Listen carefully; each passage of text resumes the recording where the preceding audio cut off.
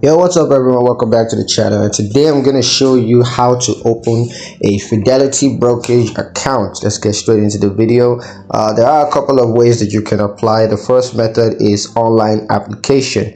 Now what you want to do is to visit Fidelity's website and just click on open an account.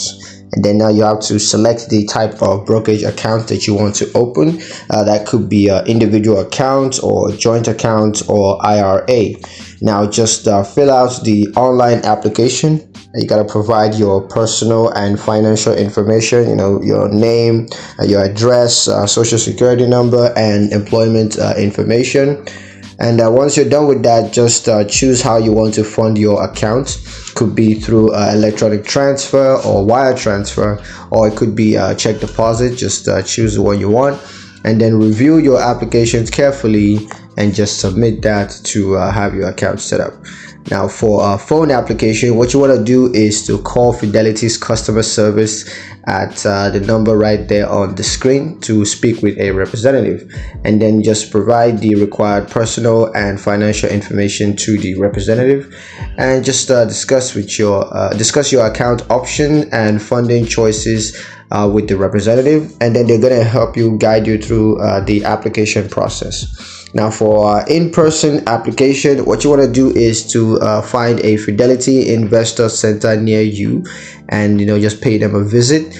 And you just need to meet a Fidelity representative to discuss your account options and complete the application process. Of course, you're going to need to provide personal and financial information to the representative.